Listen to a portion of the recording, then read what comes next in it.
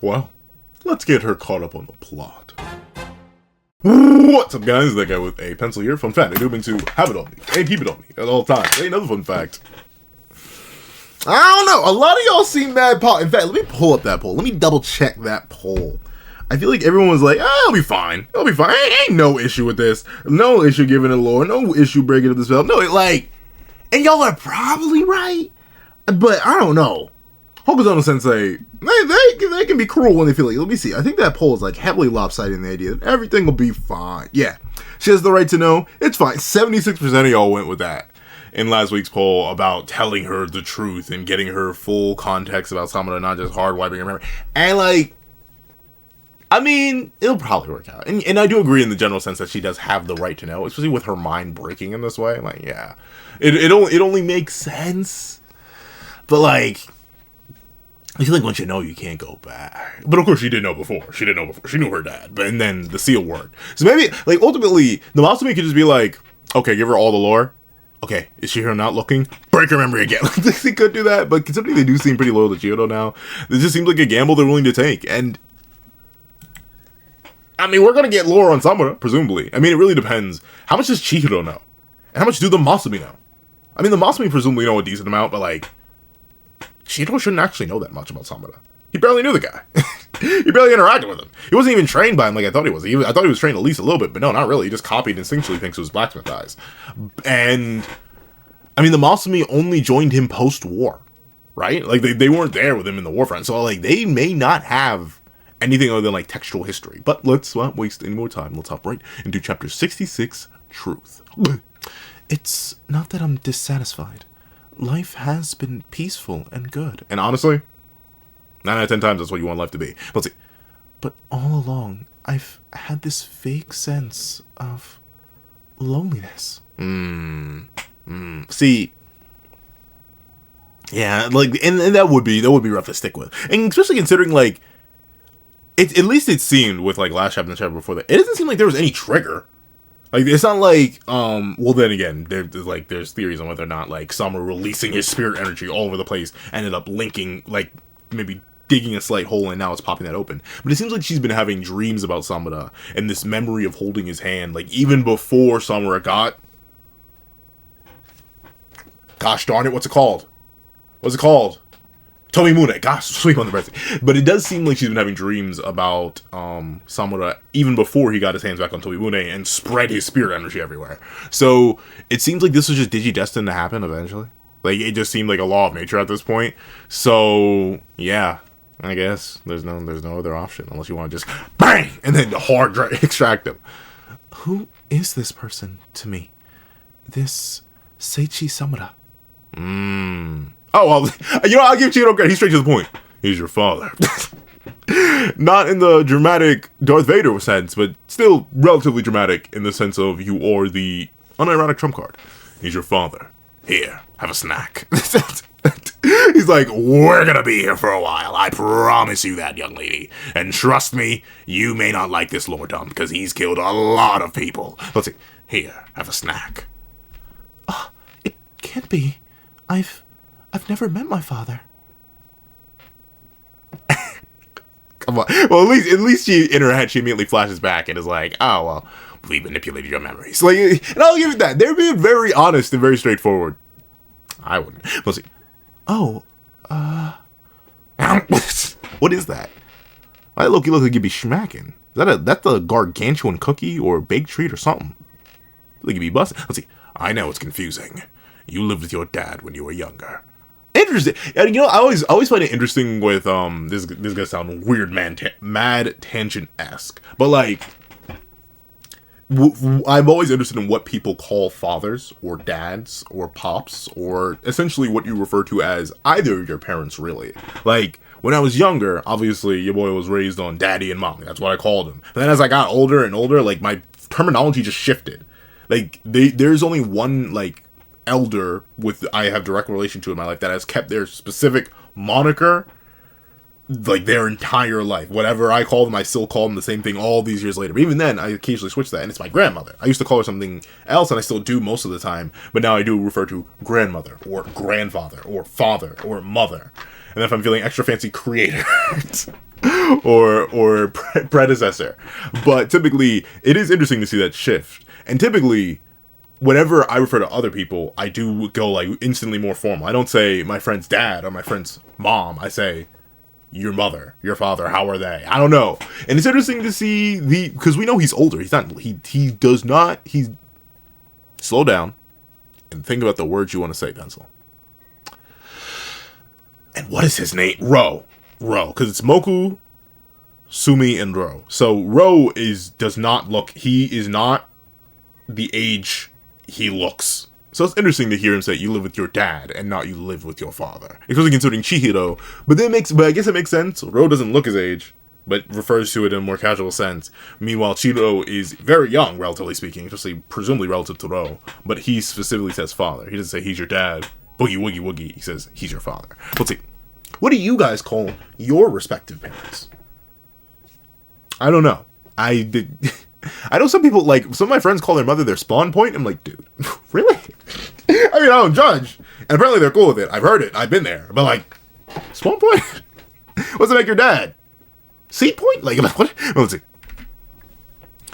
You lived with your dad when you were younger. We made you forget him. Your current official name and birth record are fake. Your real name is Yori Samura. So, like, why is it lagging? What is happening? Okay, sorry, I looked over. I got the dual monitor set up now, so I'm running the chapter on my main screen, and then I'm running OBS on the side screen. And for some reason, it was lagging heavily. I don't know. Okay, now it seemed to be back on. Sorry about that. But let's see. Your real name is Yori Samura. Now, the thing I was going to ask, what about her mother? Did they jack up her memories too? Like in her mind, who did she get piped down by? Because we know they got divorced. But like in her head, does she not remember the man she made this child with? Like obviously, for some reason, mothers in anime are either the driving motivation for the main character or non-existent. Look at Chihiro's mom. We have no idea what that is. But in this case, like you think, the mother, who's the only person that Yori's been raised by, would probably have some importance in his remembering him, but maybe not. Your real name is Yori Samura. We sealed your memory for your own safety. Huh? But why? How is my safety? I know, we wiped your memory of your daddy. But what were the mean people who were just trying to take your life to the point where we had to drag you to this place and throw you on a motorcycle trying to do?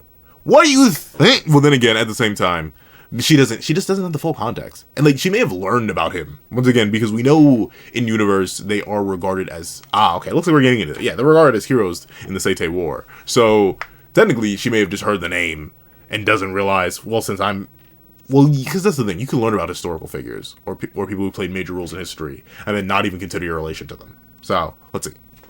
Seichi Samura. Hey! Rare pencil cameo and pencil video?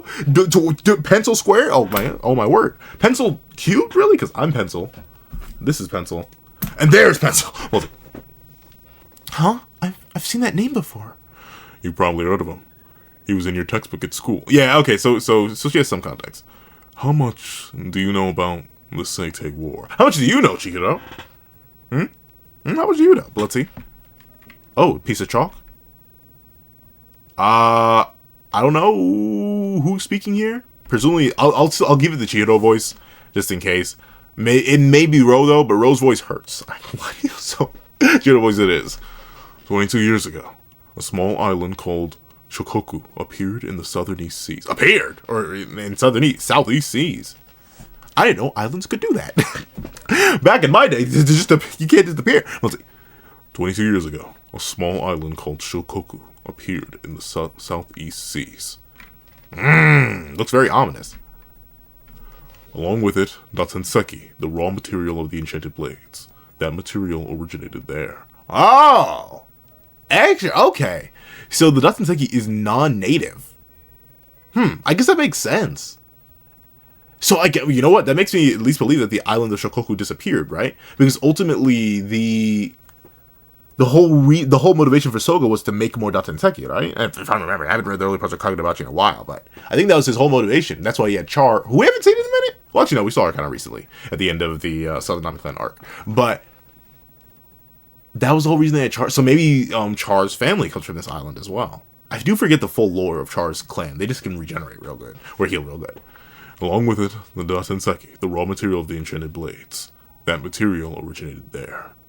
The inhabitants of Shikoku were naturally immune. To the Datenseki. They could handle the unprocessed stone without their bodies exploding. So they could, so they had access to all that raw power. Okay. Then, the invasion began. Okay, let's see. 1 year and 5 months later, Kunishige Rukuhira forged the enchanted blades, and was the master swordsman and the 5 wielders of the enchanted blades who wiped out the enemy 1 year and 5 months after the invasion. One of those heroes was my father? Lock and key. Yes. Of the 5, Mr. Samura possessed the fastest sword technique. Okay, so he was the speedster archetype. He was the speedster archetype. Okay, that makes sense. But interesting. So, I need to brush up my early Kagurabachi. I don't know off the top of my dome piece. Correct me if I'm wrong when I say what I say. So that does make me wonder though. They could handle it. So really, what on earth did Kunishige do? And where on earth did Kunishige come from? Was he really just a regular dude? Like him and just the whole Rokuhira line, they seem so special in their own unique ways. From the blacksmith eyes, to the ability to wield and create the Datenseki in certain ways, to the ability to impute in certain ability. So like, I wonder if the Kunishige or even just the Rokuhira bloodline were traitors to the inhabitants of Shokoku. Right? Because presumably they could handle it, but maybe not? Like, I'm not sure who has ties to the Shokoku. Obviously, either Char has ties to the Shokoku, considering she was somewhat used in the Datenseki process, or the artificial Datenseki being created by Soga, or Chihiro's bloodline has something to do with it. Considering, the whole being able to wield and mold Datenseki thing. Or were there other people who could do it, but it was just Kunishige who managed to survive and make it work? Like, I don't know. And interesting that they got the Datenseki off the island of Shikoku in the first place, if these people appeared with powers that weren't that strong. Andrew, this is a lot of context, but I feel like it's just vague enough. Samuro possessed the fastest sword techniques. If someone wanted to leverage his lightning-fast sword techniques for their purpose, then as his daughter, you'd obviously make the ideal hostage. Which is true. But you always go for that's the thing. It's bad. I forget where the quote comes from, but I think it goes something along the lines of, "It's always bad to have a family in this kind of work. They can always take them from you." Like that. I remember hearing that, but I forget. I think it was like from some live action show. But with that being the case, it is true. Obviously, any sort of linkage you have or weakness at all is going to be exploited by the ops. Especially when the ops are a bloodthirsty group of 10 different top tier mages who all want your head. Yeah. They'd be in trouble. Obviously make the ideal hostage, like those guys back there. But if nobody knew you were Samura's daughter, that risk could be eliminated. Correct. But people know. And in fact, you even knew. To that end, Mr. Samura asked us to seal your memories. Which is interesting. So he got through the entire... So the war seemingly only lasted 1.5 years. So Samura got through the entire war. And only once he came back and was actually assigned the Masumi is when he decided to alter his daughter's memories. Interesting. To that end, Mr. Samura asked us to seal your memories. Huh? But I can't even remember his... I can't even remember his face. Seichi? Okay, so the lock is slowly but surely breaking. Oh, yeah, so that clearly is well after, because she's even drawing him while he's blind. So she never got to see her dad, but... I hope Samura got to see her before he blinded himself. Maybe. Once again, we don't know why they got divorced. Maybe it was due to the war, and the war effort, and the countless lives that he ended up taking. But honestly, I thought the war was much bigger scale of it. I mean, it's still bad, taking life is still taking life. but it was just on a small-scale nation that randomly appeared and seemingly attacked first, at least based on the history. But then again, it could literally just be painted that way, make me to be like, well, maybe they're gonna justify it. But at least based on Summoner's own, like, heavy hang-ups and guilt about this, I feel like there's definitely more that we aren't knowing about the Seay War, that has Summoner feeling so disgusted that he feels like he needs to slaughter every single person involved. But wait! Let me take a sip.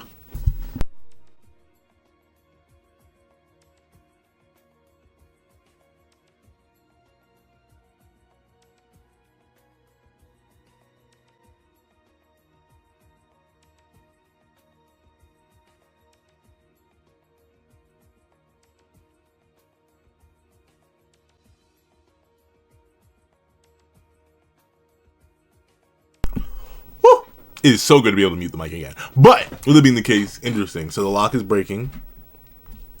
That's the thing I do. Did he ever get to see his daughter, or did he blind himself beforehand? Did someone relay blind pipe? I mean, it's possible. It's possible. But interesting. Look, I drew you, Dad. Ugh, I can't see it. Oh, right. That honestly implies to me that, at least based on this reaction, he may have literally blinded himself after she was born. Which is crazy. But at least he got to see his daughter. My dad. Wait, you keep calling him Mr. Samana. Like you know him. Well, kinda. I mean, he does, but not really. Let's see. What's he doing? Where is he now? Okay, so those big owl things in the sky. Funny as those gargantuan, humongous, scrumbly-umptious owl things in the sky. That's your daddy. Let's see. He's forgotten you too. The Masumi were appointed to protect you if the need arose. Oh. Then wait. How would she be effective as a hostage then? I mean, like, innocent person, but still, like, I don't know. I feel like it'd be way less effective if he forgot her. But maybe that was like the double thing where he's like, he probably asked them, "Hey, Masumi, can you keep my memories?" Yes, but that could leave you vulnerable. Take them away too. I don't want to bring any harm to my daughter. That's probably how it went. Let's see.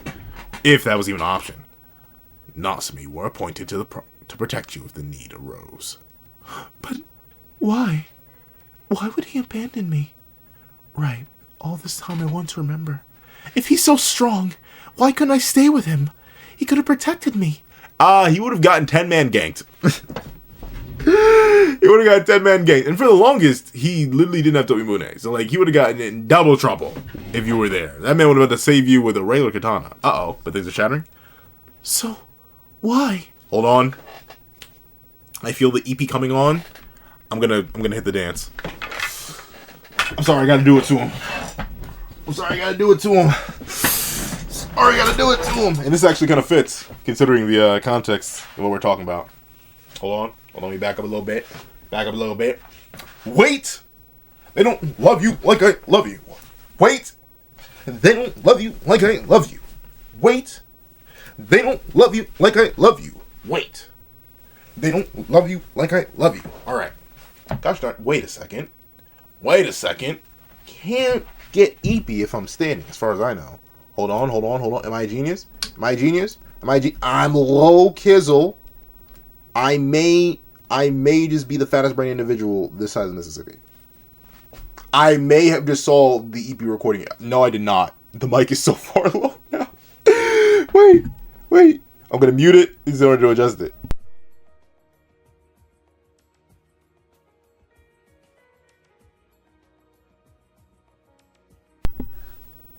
Sweet mother of mercy, I think I'm cooking. Hold on, now gotta tilt the screen up a little bit. Hold on. Am I cooking? Oh my God, I'm cooking. Ladies and gentlemen, I'm cooking with gas. Unfortunately, this background is way less interesting. Like, I like showing off the keyblades in the background. But, wait. They don't love you like I love you. Okay. Oh, I'm good. I'm going to hit a crazy boat recording session now. If I ever get EP, I'm just going to stand. Greetings. As you can tell, I still need to lose a whole bunch of weight though. Like, look at the double chin. I'm still so mad I got that. Shout out to the beard. The beard hides it a lot. But still, you gotta keep moving. Let's see. Dad. Oh. That was... Okay, so yeah, the lock keeps getting weaker and weaker and weaker. Interesting though. So she's been without him for a while. But that doesn't... I mean, how old is she meant to be here? Because I don't think the war wasn't, well, was it? No, the war was a while ago. No, the war was a while ago. And it seems to be implied that she was born before the war. Because I remember Chihiro was 13 when his father was slain. But, so that's a while after. Because I believe Kunishige had Chihiro after the war. We just don't know about Chihiro's mom. So, So yeah, she's been without him for a while. Dad. Oh, that was... Oh, Father. Finally. Yori. Aww. I don't have kids myself. I wanna. Like, if I would legit, like, I would have a whole bunch of kids if I could financially support them, but 4 sounds like a nice number. Depends on whatever the wife wants. That's what always determines it. But man, I would love to be a dad, bro. I would love to be a dad. Let's see. Yori. Father. Oh, interesting. So she referred to him as father beforehand too. Well, looks like she's multiple. Dad, father. Father. Oh.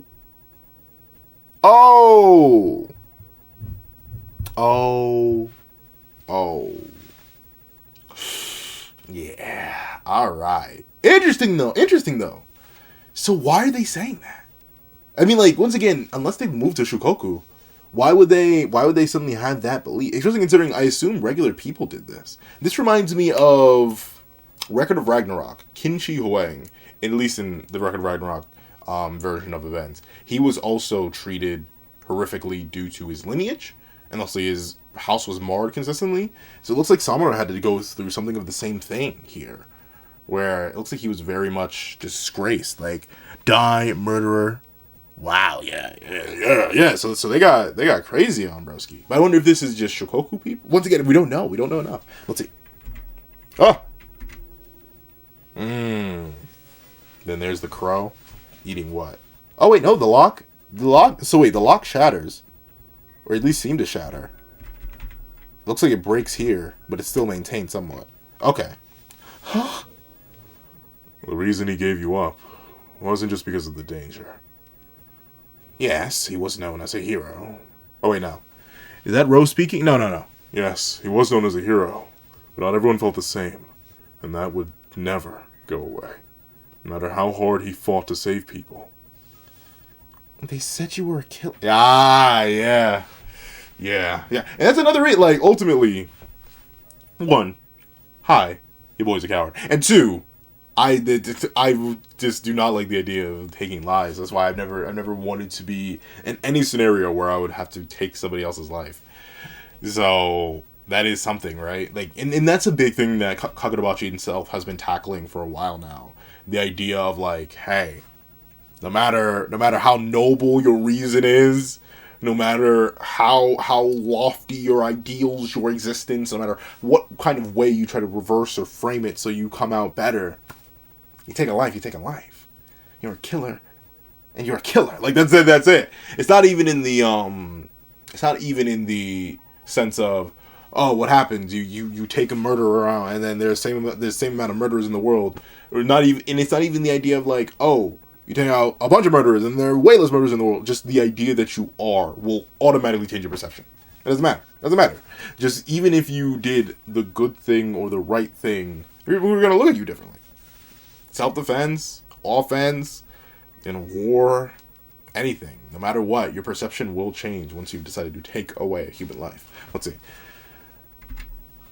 Your life as Seichi Samura's daughter would have been one of constant struggle. Why is the crow? Well, obviously the crow references Tobi Lune, but interesting that that's particularly causing pulses in her memory. And those memories weren't necessarily happy ones. Okay. So she has some trauma for it too. Let's see. Throb. She's throbbing. Throbbing live on camera. No, let's see. She's collapsing. Ooh, and she knocked out. It's understandable.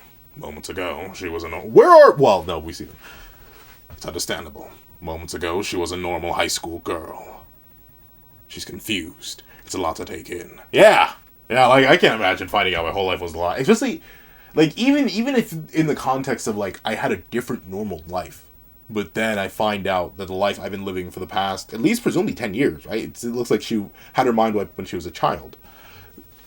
The last 10 years of your life, or nearly 10 years of your life, proven to be false or wrong or stripped of something important, and then having all that information rushed back. Like, notably, I don't know about y'all, I don't actually remember much of my childhood. Like, I just remember the data, the information, and, like, general feelings about it. Like, I know I liked certain grades, I liked certain classes, I didn't like certain subjects, I liked certain subjects. But, like, if you were to ask me what I was doing 15 years ago, I'd be like, I don't know.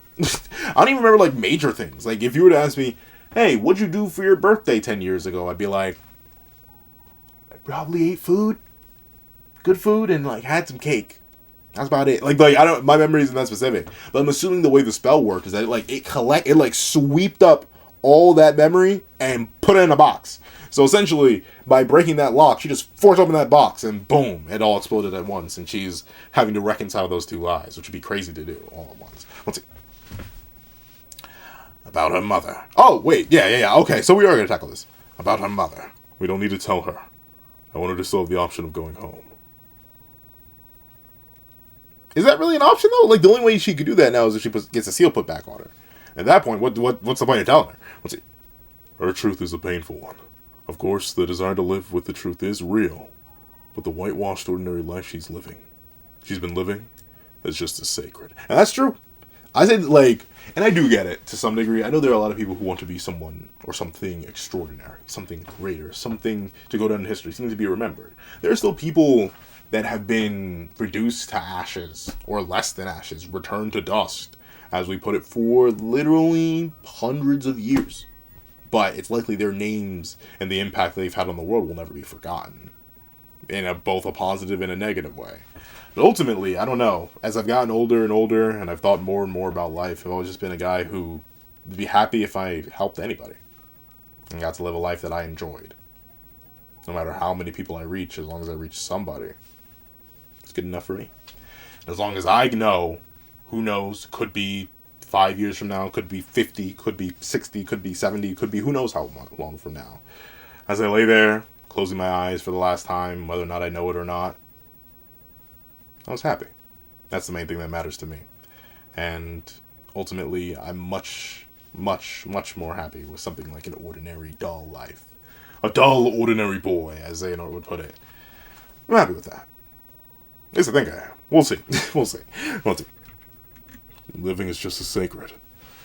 It's up to her. There's still time for her to process it. Our job is to stand by her. And protect her. Though, admittedly, like, the thing is, though, how long are you going to now have to do that? Say she doesn't want to give that all up. Say she doesn't want her memories wiped again. Like, y'all just going to protect her for the rest of y'all days? And, like, what happens when the Ishaku's like, no, fine, you two together couldn't do it? Send X, Y, Z, and Tree Guy. In fact, Hirohiko, I know you just got your arms back. You get out there, too. No hands. Start to wield a regular sword. Like, legit, you could get jumped to oblivion. Y'all are lucky that only one of the Ishaku actually seemed genuinely motivated to come get your cheeks, bro. Like, I don't know if the 4 Bazumi can handle all 10 Ishaku dropping out the sky. Especially considering it doesn't appear... But then again, it really depends on what Samuro would react to, because it seems like you would need an Enchanted Blade level of spirit energy. So as long as the sorcerers jump y'all while they're suppressed, I think they give you back shots. Let's see. Our job is to stand by her. Kyoto Bloodshed Hotel, 35th floor. Alright, we'll be pulling an all-nighter. Yep, you gotta stay awake. Oh, okay. This time we'll completely seal her memory of Samura. You did it before? We have to write out everything about Yori. Why the roof's up? Because sorcery's prohibited inside. Ah, that makes sense. Interesting, but, like, could that give away your location? The inside of the hotel is packed with members of the underworld. It's one of the hotel's regulations to keep them from riling each other up. Ah, okay. So it's a security measure, safety measure.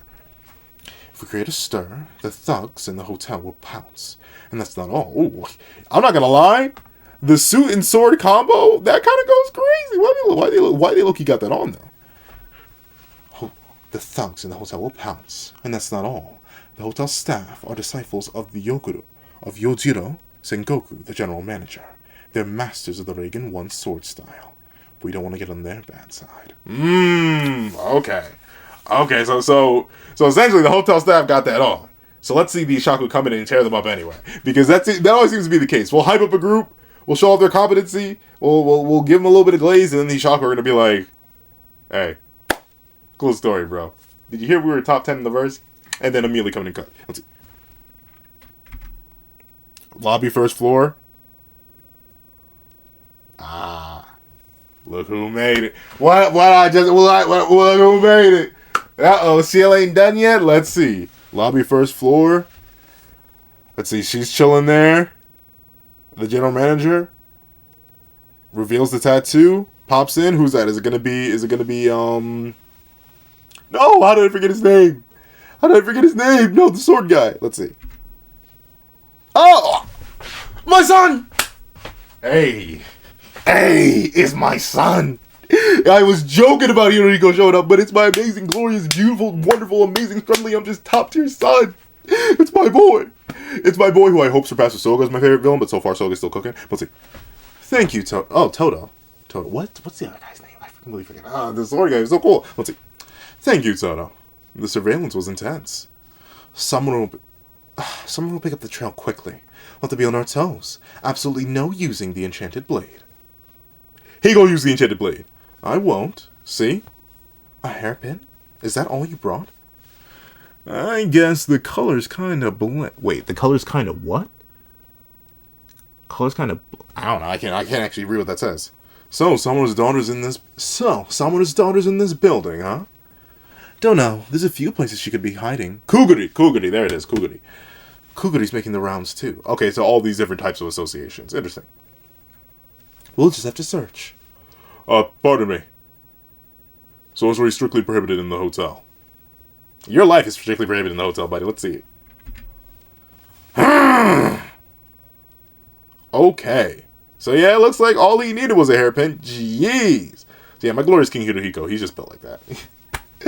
Oh, my son, he's just built like that. Let's see. Swing. Grip. Oh, okay. Darn. If I draw Kumiyori, someone will slay me instantly. I know, because I saw him with my own eyes. That is true. He definitely would give you back shots. I'll just have to rely on my regular sword skills. With a hairpin? You have your tea. Toto. Alright. The Bloodshed Hotel will be a good stepping stone. Putting the bloody hairpin hold up his hair as he draws the real sword. Oh, my son is glorious. He's aura farming. He's undeniably aura farming. But, like, he got it on, though. Okay. Alright. W chapter. Wait, where is it? A W chapter.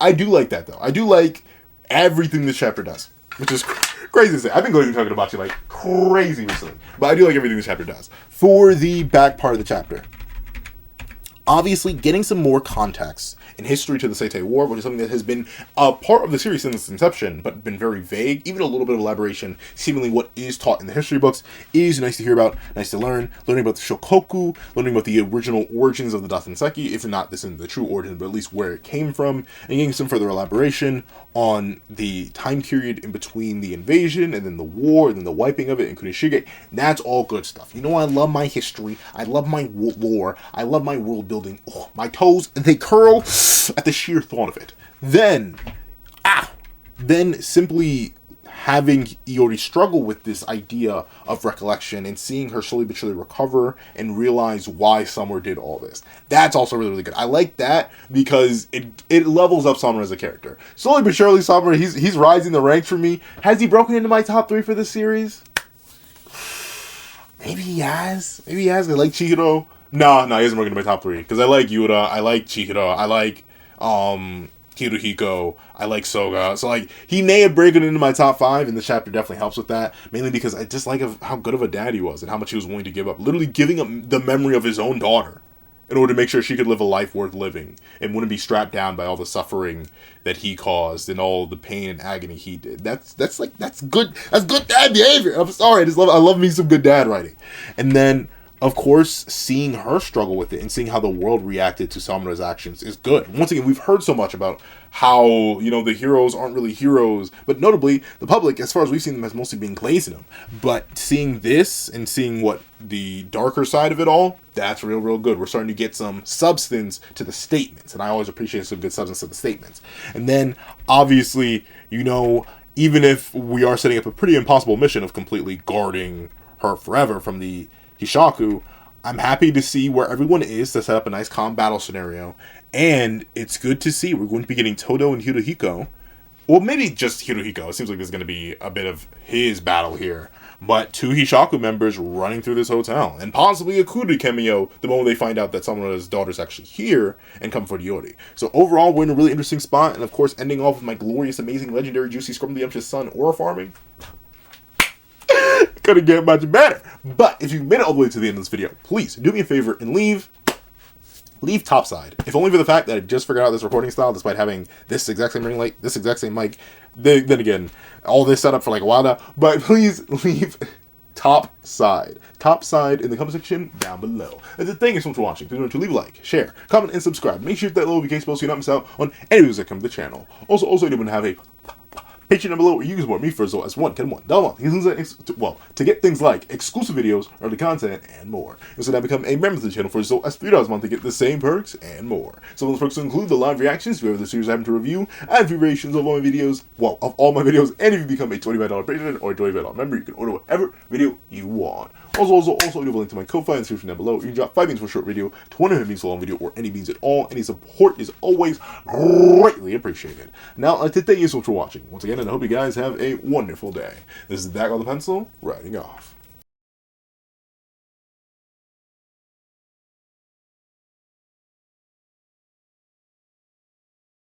I'd like to give a thank you to our sketch tier members: Greyhound, Eternal Flame, Red Wolf 4765, Astro, Super Flame Zero, Glacier, XZ, G Prosper, Planet Crone, Zeta, and Brandon Payne. Then I'd like to give a little thank you to our line art tier patrons: Sean, Midnight Lord 21, Kevin, Encarnacion, and A+A. And then I'd like to give a huge thank you to our Ink tier members: Fine, Austin Wimberly, Euchiha, Yuki Ally, and Carlo Alaimo. Then I'd like to give a gargantuan thank you to our digital art tier members: J Warrior and AZ Void. Then I'd like to give another gargantuan thank you to our colored art tier patrons: Overlord Zero, Waki Minos, and iDemokami. Then I'd like to give a final legendary top of the line thank you to our That Guy with a Pencil tier patron, the glorious king, Calvin Elder.